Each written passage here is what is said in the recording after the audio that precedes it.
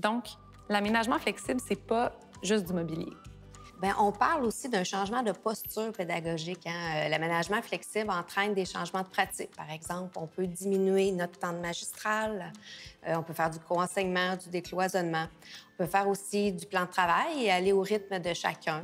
On va faire plus d'accompagnement en sous-groupe, d'accompagnement aussi individuel. Puis pour les élèves doués, ça peut leur dégager du temps aussi pour des projets personnels.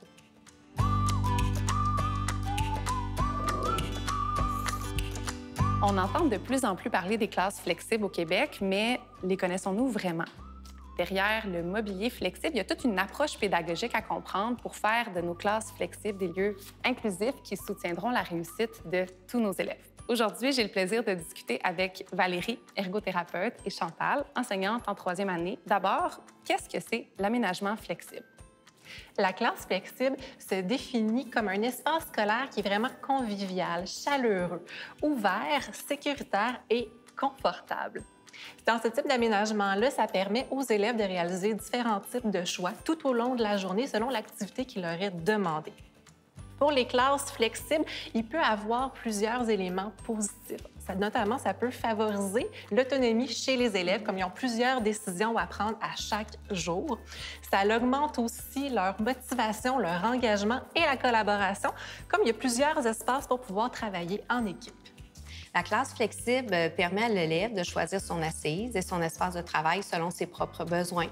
Il va aussi choisir de travailler seul ou en équipe. Ça peut être assis, debout, couché, être en mouvement ou statique. D'un point de vue de l'enseignante, je dirais que moi, l'aménagement flexible et la pédagogie qui en découle, ça me permet de gérer le côté plus hétérogène là, des besoins des élèves. Puis ça me permet de diversifier mes méthodes d'enseignement et d'accompagnement plus efficacement. Et j'ajouterais que dans une étude plus récente là, faite au Québec, il y a plus de 2000 classes flexibles. Ah ouais. Puisque les classes flexibles, c'est un peu nébuleux, j'ai des petites questions vraies ou faux pour vous. Alors, premièrement, est-ce que c'est vrai ou c'est faux? Il faut avoir absolument du mobilier adapté pour la classe flexible. Faux. Je te dirais qu'on commence d'ailleurs avec du mobilier qui n'est pas nécessairement adapté. Par exemple, on peut trouver dans l'école des tables, des pupitres qui sont de différentes hauteurs, on les ajuste. Donc, on ajuste la hauteur, faire des tables hautes, des tables basses. On peut aussi travailler debout devant une armoire ou un mur sur lequel on appose une surface pour écrire. On peut s'asseoir par terre, on peut s'asseoir sur une chaise de type relax, on peut se coucher sur des tapis, des coussins. On utilise aussi beaucoup les tablettes à pince pour permettre l'écriture. Ça aide beaucoup. On peut regrouper ce qu'on a comme mobilier pour faire des îlots de travail, pour travailler en collaboratif, en entraide. On peut faire des formes en U aussi pour ce travail-là. On commence comme ça, dans une classe flexible. J'ai même déjà vu des gens, des profs, faire écrire leurs élèves dans les fenêtres ou même sur les murs. Avec des marqueurs, Ouais, exactement. ouais. Oui, possible. Prochaine question. Vrai ou faux?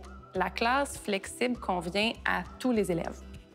C'est vrai et faux à la fois. Parce que chaque apprenant, chaque élève a vraiment des besoins qui sont uniques, propres à chacun d'eux. Donc, à chaque année, ça peut varier selon les élèves que vous allez avoir.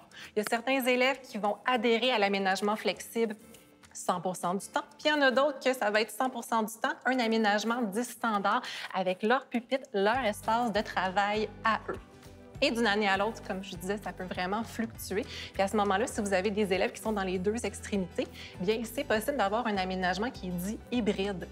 Donc, d'avoir des espaces de travail pour chacun d'entre eux, puis le restant de la classe va être adapté en classe flexible. OK. Aussi, le terme flexible ne fait pas seulement référence à l'aménagement, mais aussi à la pratique pédagogique, ce qui en découle. Pour moi, là, d'un point de vue enseignante, je trouve qu'il est plus facile de différencier mes interventions puis de m'adapter à l'environnement en classe flexible, car les ajustements puis les changements, c'est chose du quotidien. Finalement, la classe flexible aide les élèves qui ont des défis d'apprentissage. Vrai, vraiment vrai. En fait, si on pense à la disposition du mobilier, à l'épuration des lieux, la transformation rapide, tout ça, ça permet à l'enseignante d'évoluer rapidement à l'intérieur du groupe, d'aller en action, d'aller vers les besoins des élèves, au lieu d'être en périphérie, à l'avant de la classe, à son bureau. Puis il y a toujours aussi en mobilier flexible plus d'assises qu'on a d'élèves. Donc, c'est facile de trouver une place à côté d'un élève pour pouvoir l'aider, subvenir à ses besoins. Puis si on pense aussi du côté de l'élève, en classe flexible, hein, on permet de faire des choix de place, mais aussi de coéquipiers. Donc, un élève qui a des besoins, il peut aller voir un autre enfant qui peut l'aider, un père aidant. Il peut aller vers une autre ressource, il peut aller chercher son matériel pédagogique. Donc, il peut se lever, il peut aller faire de la manipulation dans un coin matériel, ressources. Donc, oui, on atteint tous les élèves. Ouais. Comme ergothérapeute, Valérie, quels conseils donneriez-vous à des enseignants qui souhaitent se lancer dans ce type d'aménagement-là? Donc, j'ai plusieurs trucs à vous donner. Le premier, c'est de laisser le temps aux élèves d'explorer, de découvrir le mobilier, les différentes zones dans la classe aussi, pour savoir quand utiliser quoi en fonction de leurs besoins à eux, pour qu'ils puissent faire un bon choix qui va être réfléchi selon la tâche qui leur sera demandée. Également, chaque élève est de taille différente et ça, on ne le sait pas avant que l'année scolaire ait commencé. Donc, c'est important de prévoir du mobilier qui va être facilement ajustable en hauteur pour pouvoir respecter les bons principes d'un bon positionnement assis. Et ces principes-là sont très, très simples. Le but, c'est d'avoir le maximum de surface de contact. Donc, que les pieds soient en appui, que les cuisses touchent le siège, le dos, le dossier s'il y a un dossier.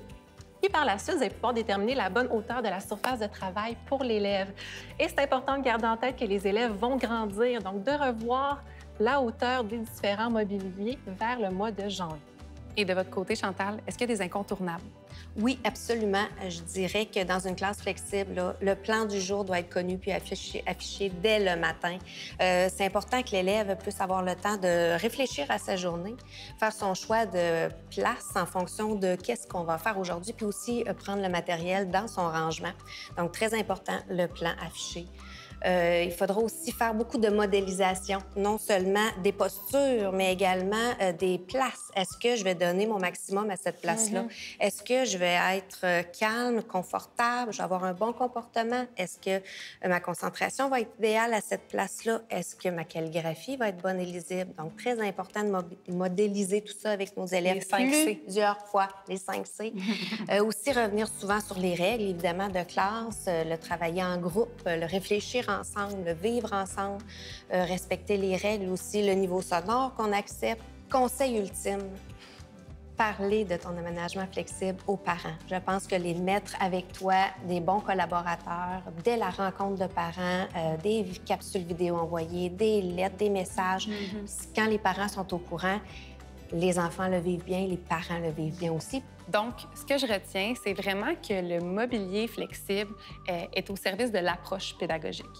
Donc, pour favoriser la réussite de tous nos élèves, il faut également être flexible dans notre enseignement et nos pratiques en classe, tout en veillant aux bonnes habitudes posturales de nos élèves qui, eux, deviendront de plus en plus autonomes dans l'environnement de classe.